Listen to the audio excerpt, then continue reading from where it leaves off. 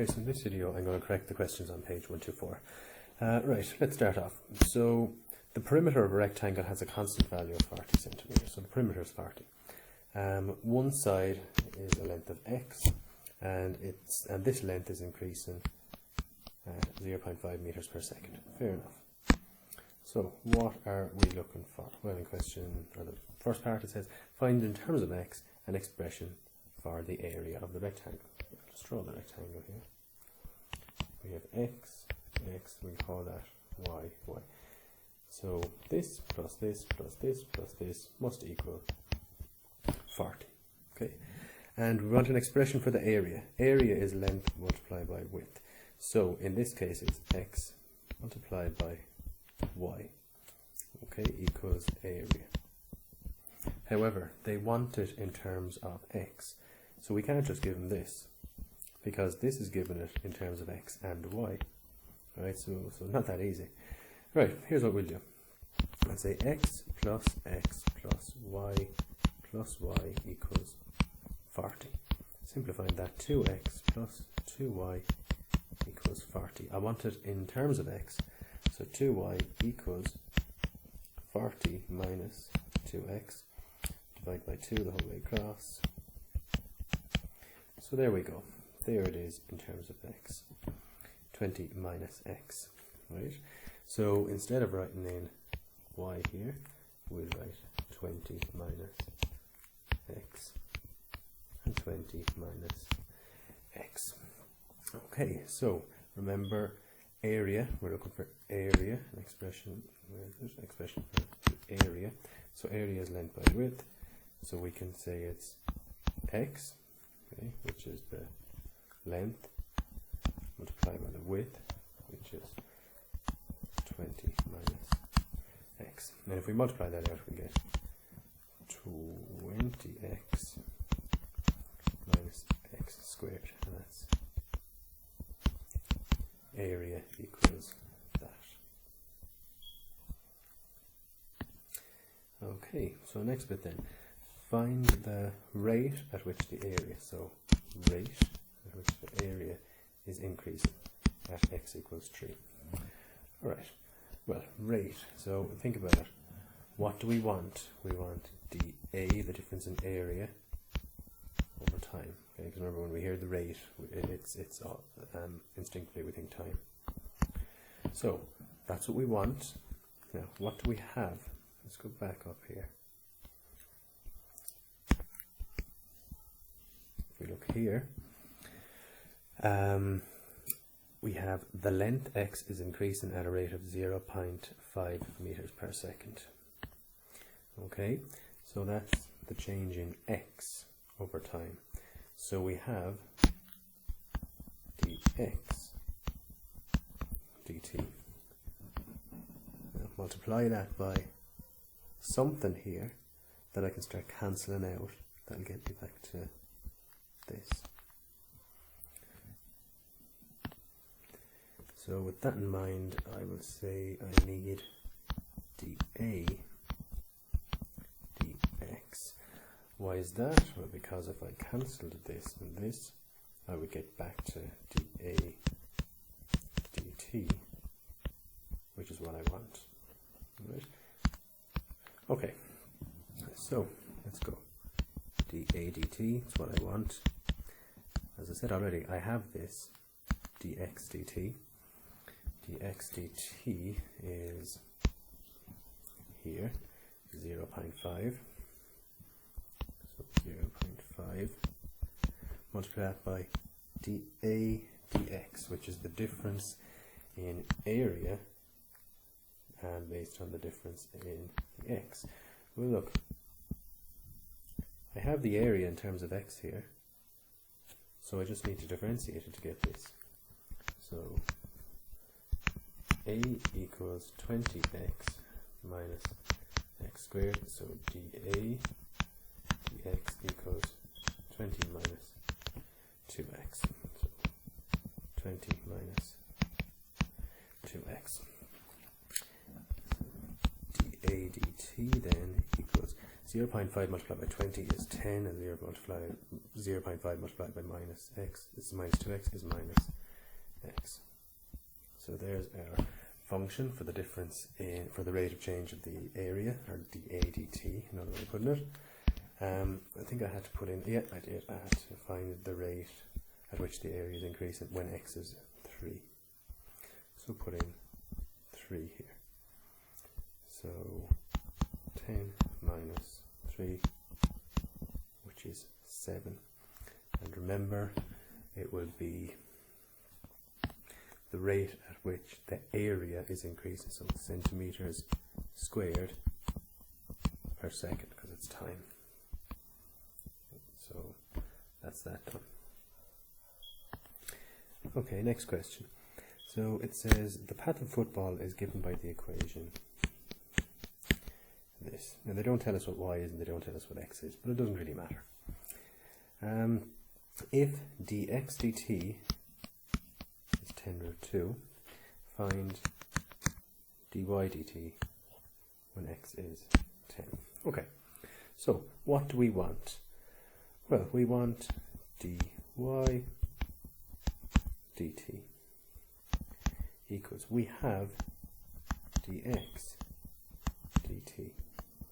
So based on that, what I need is dy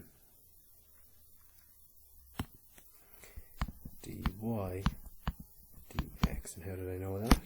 Well, because if I cancel out the two dx's, I'll get back dy dt from these, which is exactly what I want in the first place. Okay, let's tidy that up. Right, so dy dt equals dx dt, which I have, it's right here. So it's 10 root 2. And we multiply that by dy dx. Well, I don't have dy dx, however, I have a function with y and x in it. So if I differentiate that, I'll get dy dx. So y equals x minus x squared over 40. So differentiate that, dy dx equals x squared, x differentiated is 1, x squared differentiated then is 2x over 40. And I can simplify that to 1 minus 2x over 40, divide top and bottom by 2, and I get x over 20. So put that in here. 1 minus x over 20. Okay, and we want to find it. We want to find the dy dt when x is 10. So we put 10 in for x. So we get 10 root 2 multiplied by 1 minus, and as I said, I put in 10 for x, and we'll multiply it out. And I'm not going to go through it all. When you do multiply that out, okay, you can use your calculator for it, but if you do multiply it out, you'll get 5 root 2. Okay, and leaving your answer as a third. All right. They didn't ask you a particular way to leave your answer, so if you have it as a decimal or a fraction, that's fine as well. Okay. Well, actually, you won't be able to have it as a fraction, but if you have it as a decimal, correct to so many decimal places, that's fine. Okay, next question, question 12. A pump is inflating a spherical balloon, so we're talking about a sphere, right? So straight away you'll be thinking, okay, I'll probably need the volume of or surface area or volume of a sphere formula, but I will be using spherical formulas. So the pump is inflating a spherical balloon. The radius of the balloon is increasing at a rate of 1 centimeter per second. The radius, when the length of the radius is 2 meters. The first question is, find the rate at which the pump is working. That's i.e. find the rate of change of volume. Okay, so find the rate of change of volume. So we want dV dt. Okay, so that's what we want. Now, looking up here, we don't have any function there to give us the volume. Okay, so what I mean by that is we don't have any function that says V equals something, I don't know, whatever, 5t plus t squared, or something like that. We don't have anything with v's and t's that we can differentiate to get this. Okay, so we can't just simply differentiate a formula or a function. Right, so we're going to have to play around. If we look back up though, the radius of the balloon, is increasing at a rate of 1 centimeter per second when the radius is 2 meters. Okay, so therefore I have dr, okay, the change in radius with respect to time, the rate of change of the radius. We look up here, radius, rate of change, so we know it's dr dt. And then using my common sense, I look for something I can put here that will allow me cancel things and get back to this. Okay, and that will be dr dv. Okay, why is that? Because if I can cancel these two, I get back to the dv dt. So I need to find a formula or function, I suppose, that has volume with respect to radius. Is there a function that I know, or a formula that I know, that gives me the volume of a sphere with respect to its radius? Yes, there is. It's 4 thirds pi r cubed. Alright, so if I want dv dr, I'll differentiate that, and I'll get 3, so I'll bring down the 3, here, bring it down here, and then I'll have 4 thirds pi r squared, and that simplified will give me 4 pi r squared. So dv dr is 4 thirds pi r squared. So I have that. Right, so fill in then what I know. dv dt equals dr dt up here is 1, multiplied by, we have to use brackets I suppose, dv dr, which is 4 pi r squared. So dv dt equals 1 multiplied by 4 pi r squared is 4 pi r squared. So there we have dv dt. Okay, now just looking back here, find the rate of the pump is working, i.e. the rate of change of volume when it's 2 meters. Okay. I suppose what they should have said really is at this time. Okay, but anyway, so at this time the length of the radius is 2 meters. So I'm going to have to put in a radius of 2 meters here. However, if we look at this 1 here that we got from up here, that's 1 centimeter per second, not 1 meter per second, that's 1 centimeter per second. And over here we're talking meters. So this formula here is based on centimeters, and we have meters here that we have to put in. So I'm going to have to change that 2 meters to 200 centimeters. So that will be 4 pi 200 squared. 4 pi 200 squared will give us 160000, leave it as pi centimeter cubed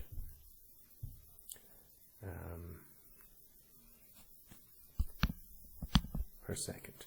Why I hear you say it's a centimeter cubed? Well, because it's volume. Up here, dV, difference in volume, so it's going to be cubed. So there we go. Okay, so next question. If the air continues to be pumped at this rate, okay, the rate that we've found, find the rate of change of the radius if it's 5 meters in length.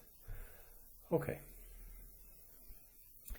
So find the rate of change of the radius. So we want dr dt. We have dv dt from here.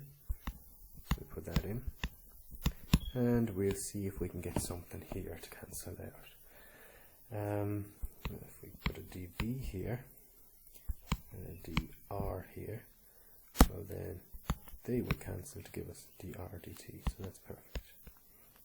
So I have to find dr dt, which is the difference in radius in respect to volume. Okay, so have I some sort of a formula or function to do with radius and volume of a sphere? Yes, I do. It's volume equals 4/3 pi r cubed, which I knew already. And if I differentiate that, if we go back up here, look, we've done that already. We've differentiated. So it's 4 pi r squared. So volume equals 4 pi r squared. Sorry. dv dr is 4 pi r squared. However, that's dv dr. I want dr dv. I showed you how to do this. If dv dr is 4 pi r squared, then just put it over 1. And then flip it upside down. Okay, so you can flip that upside down, so dr dv then equals 1 over 4 pi r squared. Okay, so we'll fill in then what we know. dr dt equals dv dt, well that's this. And the reason we leave it with the 200 put in, okay, so the reason we won't put in this, okay, we put in this 160,000, 160,000. The reason we put in that is because if you look up here, it says if the air continues to be pumped at this rate, okay, so it continues to be pumped at that rate, which was the 200 put into it, okay. So dv dt then is 160,000 pi, and we multiply that by 1 over 4 pi r squared. If we go back up here, they wanted it at 5 meters, but remember we're dealing with centimeters all along, so we have to continue dealing with centimeters. So equals 160,000 pi multiplied by 1 over 4 pi. 5 meters is 500 centimeters. And if we throw that into the calculator, we'll get dr dt equals 4 over 25, or if you prefer 0.16 centimeters per second. And why is it not centimeters cubed? Well, because it's the radius, and radius is a length, not a volume or an area, so we'll just leave it as centimeters. So there's that, there's dr dt. Right, last one then. At what rate is the surface area of the balloon increasing when r is 5? So rate, so it's going to be dt anyway. So we're looking for surface area, so we call it dA dt. Okay, if we look back at it again, at what rate, so that'll tell you we're dealing with time. Surface area, so we call that A, right? So dA dt. So dA dt equals, well, we have dr dt, so we put that in. Okay. And we'll multiply that by something that we can start cancelling, and if we go dr dA because if we can cancel these two dr's, we'll get dA over dt, which is what we want. So if we concentrate on this, okay, we're not given dA dr. However, do we have a formula or a function that is dealing with area of a sphere, or surface area of a sphere, with relation to radius? Yes, we do. It's 4 pi r squared. So area of a sphere is 4 pi r squared. Right, and we get that straight from our logbooks. So you want to differentiate it, so it's dA dr. So differentiate this, and you will get 8 pi r to the power of 1, and that to the power of 1 we can just leave it. So there's dA dr. Hey, how did I do that? Took the 1, brought it down here, multiplied the 2 by the 4. I will get 8 pi r and reduce the 2 by 1. Okay, the reason I can do that, and we're not dealing with any chain rules or anything like that, is this 4 pi r. They're just numbers. Okay, pi is just a number, and the radius is just going to be a number. Right, so we're okay. Anyway, so let's put in what we know. So dA dt equals dr dt is here, which is 4 over 25, multiplied by dA dr, which is 8 pi r. If we multiply those together, then actually, do you know what? I probably wouldn't bother multiplying together. I'd leave it like that, okay? And we'll check then what we have to put in for r. When r is 5. Okay, so 5 meters, however, we're dealing in centimeters, so we have to put in 500. So we will go 4 over 25 multiplied by 8 pi 500. And if you multiply all that out, you'll get 640 pi centimeters squared, because we're talking about area. And remember, it is a rate of change, so per second. Right, so there's our answer.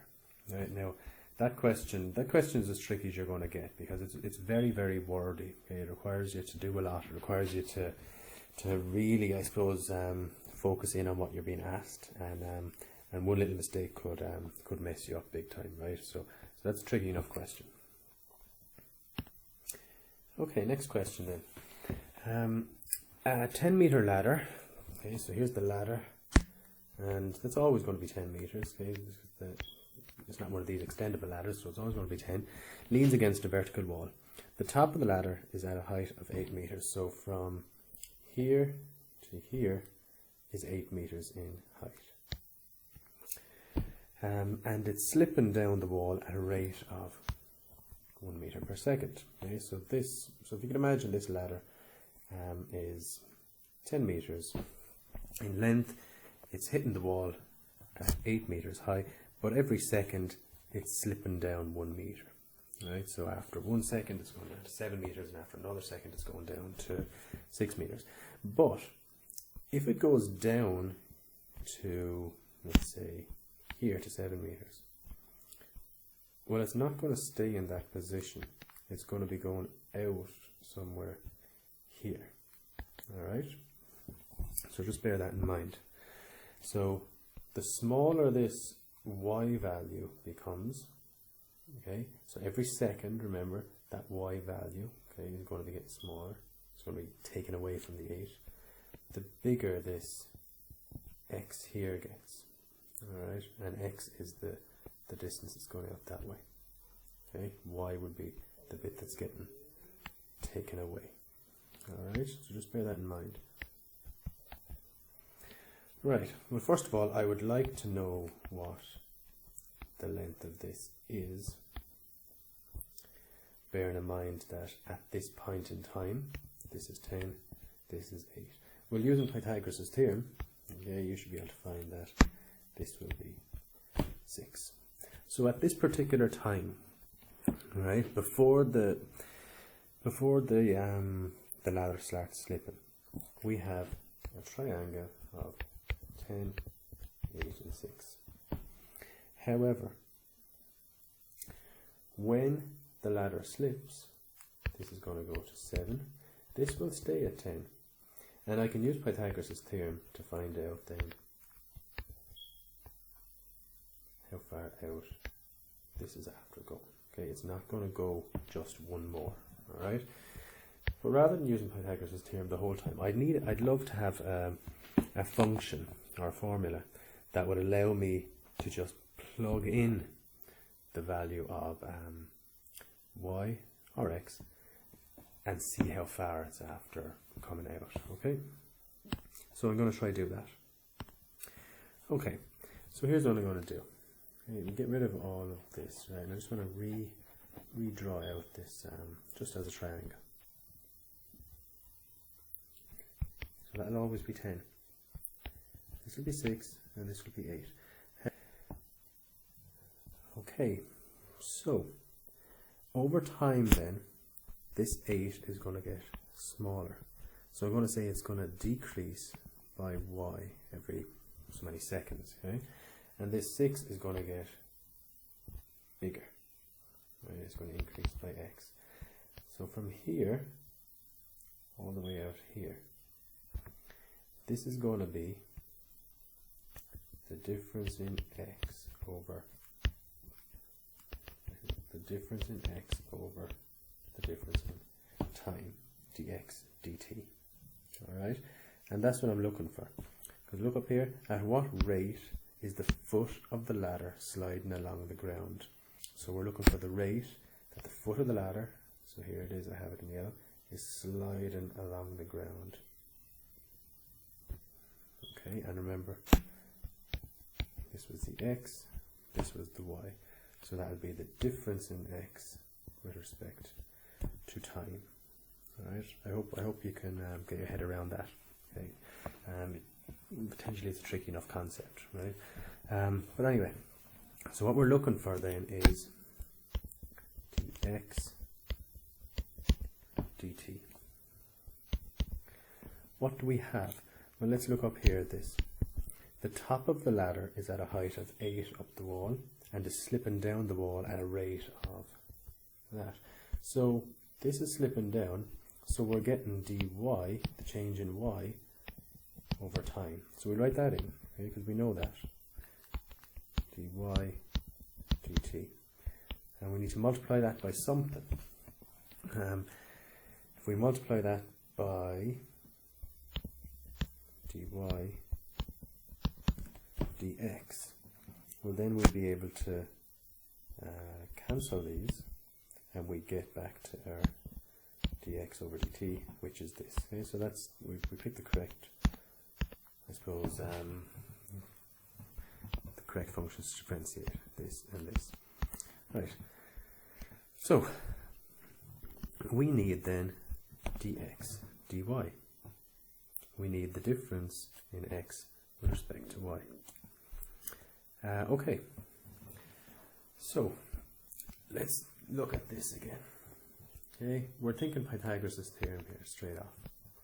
Pythagoras' theorem states that the hypotenuse squared equals the other sum of the other two sides squared.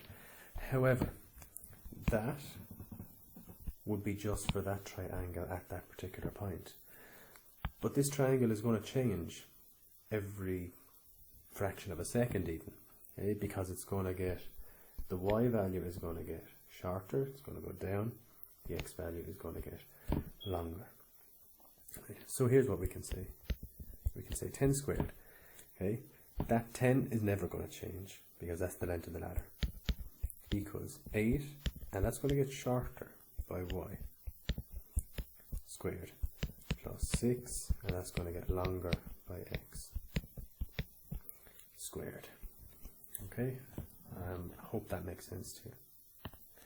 Now based on what we need up here, this dx dy, we need a formula that has x here and then y's over here. Okay, a formula that includes y's because we need to differentiate it to get dx dy, which is that. Okay, so let's do that. Okay, now rather than squaring these out, because we'll be left with an almighty mess, we just want our x value over here and our y's, etc. over this side. So let's just do that. Okay, so if we let our x values here, so we'll say 6 plus x squared equals 10 squared is 100 minus 8 minus y all to be squared, right? And I'll just flip it over, so 6 plus x all to be squared equals 100 minus 8 minus y all to be squared. Okay, so now I can square root both sides. If I square root the left, I get just this.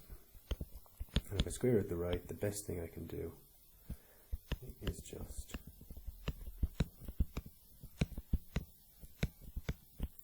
this. Okay, you'll see why in a minute. Right. Now we'll say 6 plus x equals, we put all this in brackets, because remember we have to differentiate this, and we don't really like differentiating things with squares in them. So, or sorry, square roots in them. So we'll say 2 power of a half. Okay. So see what I've done there? I've just taken that square root sign and I've changed it to power of a half. So x equals all of this to the power of a half, and we take 6 from both sides, so we've minus 6 here. Alright. Okay, so that's that done. Now I need to differentiate it. So not dy dx, sorry, dx dy equals. Now, okay, so think back when you're differentiating something like this. This is a chain rule within a chain rule. Okay, think about this. You need to differentiate the whole thing first. So it'll be a half 100 minus 8 minus y to be squared, and then we multiply it by the bit inside, so we differentiate that. So 100 differentiated is 0, and then we have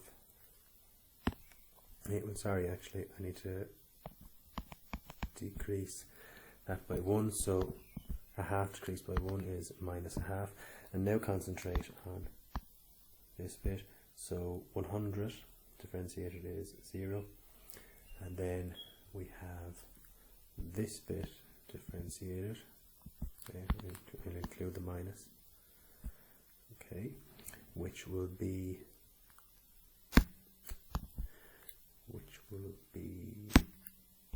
minus 2 8 minus y, and decrease the 2 by 1. It's to the power of 1, but we don't need that. And this is a chain rule within a chain rule, because now I have to differentiate that bit in there. So 8 minus y, well, the 8 differentiated is 0, and the minus y differentiated is minus 1. Right, so that's all of that differentiated. And then minus 6 differentiated is nothing. Okay, so that's what we're left with there. Okay, so simplifying it further then, okay, I just want to simplify all this, okay, because it is a bit of a mess. Right, I'll look at this minus 2 and this minus 1. They're multiplying each other, so I can change that minus 2 to a plus 2. So we have a half 100 minus 8 minus y squared to the power of minus a half, multiplied by, instead of minus 2 then, it's a plus 2. This way, okay. Next thing I could do is, well, this is all multiplying each other, and we've this being multiplied by a half and this being multiplied by 2. So a half multiplied by 2 is 1, so they can cancel each other out really. So I can say 100 minus 8 minus y all to be squared to the power of minus a half multiplied by 8 minus y. Okay, and well, anything to do with a minus, I can put it underneath. So it's 1 over 100 minus 8 minus y all to be squared to the power of a half this time, multiplied by 8 minus y.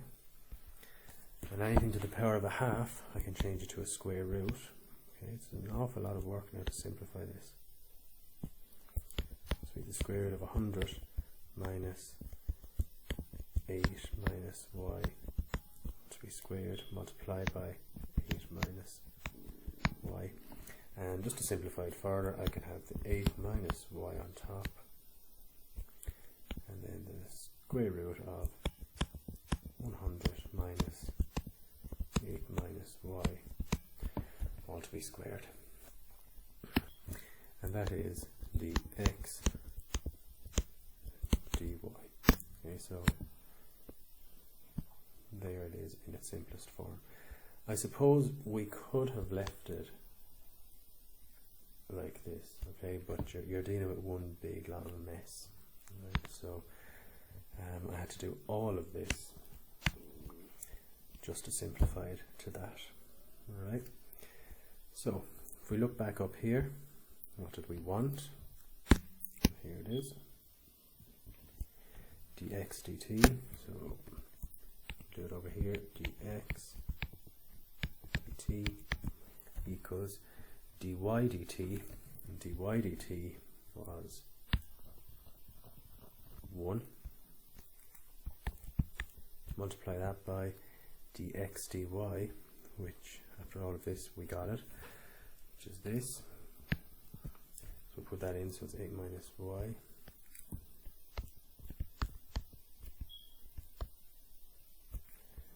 all over square root of 100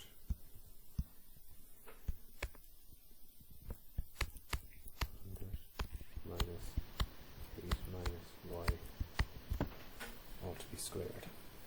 Alright, and so there is our function for dx dt. Okay, so just read this again. At what rate is the foot of the ladder sliding along the ground when the top of the ladder is 8 meters?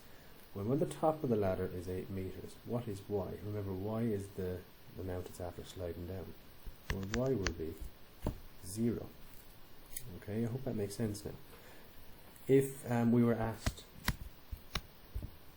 when the top of the ladder was 7 meters up the wall, well then y would be 1, because 8 minus 7 is 1, okay?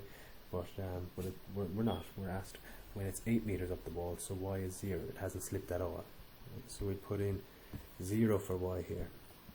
So dx dt equals 1 multiplied by 8 minus 0 over square root of 100 minus 8 minus 0 squared, and that will give us 8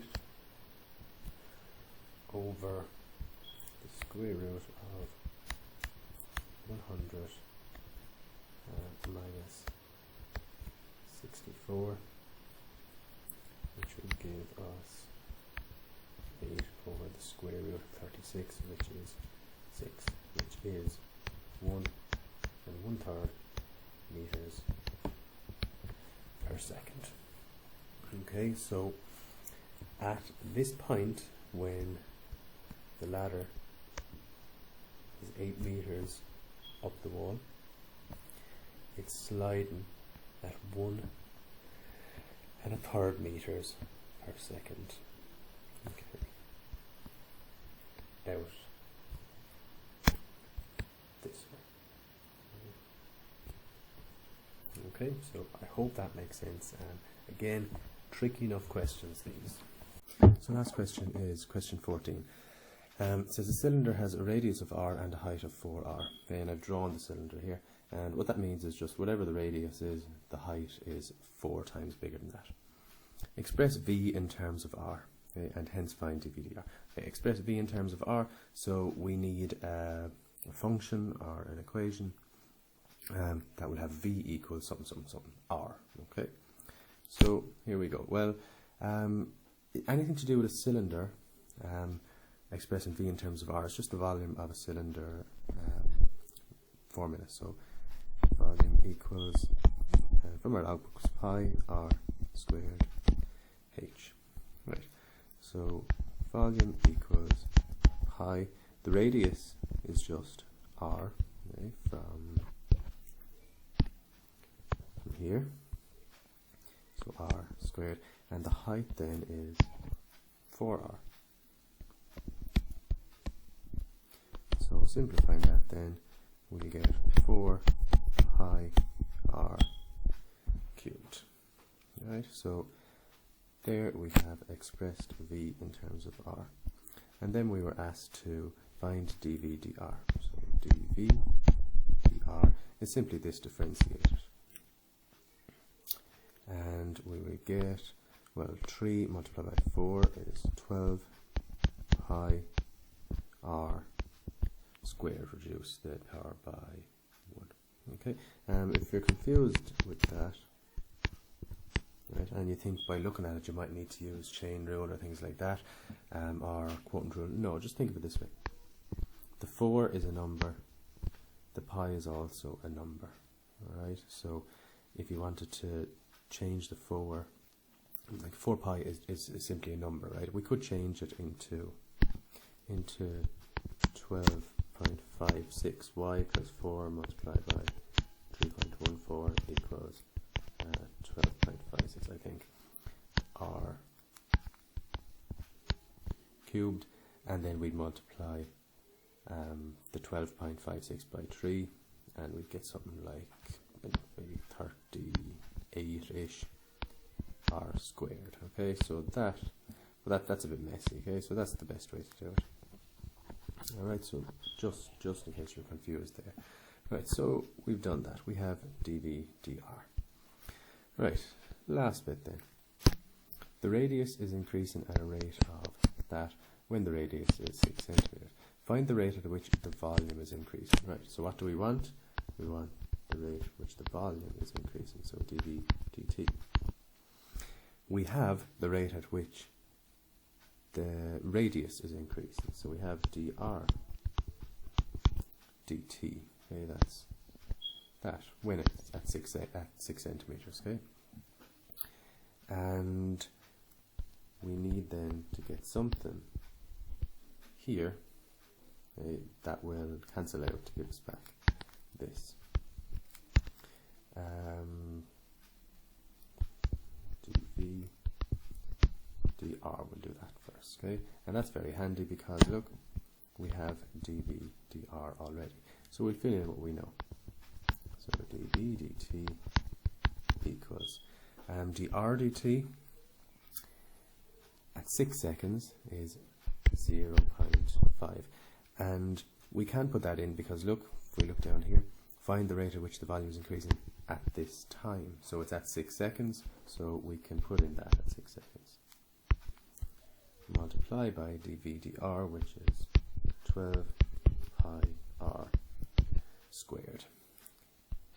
Simplifying that then, 12 pi r squared multiplied by 0.5 is 6 pi r squared. And we want to find it at this time, and this time is 6 centimeters, right, or when the radius is 6 centimeters. So 6 pi radius is 6 squared, which will give us 6 pi multiplied by 36, which will give us 216 pi. And it's the volume with respect to time, so the volume is centimeters cubed with respect to time per second. Okay, so there is our answer.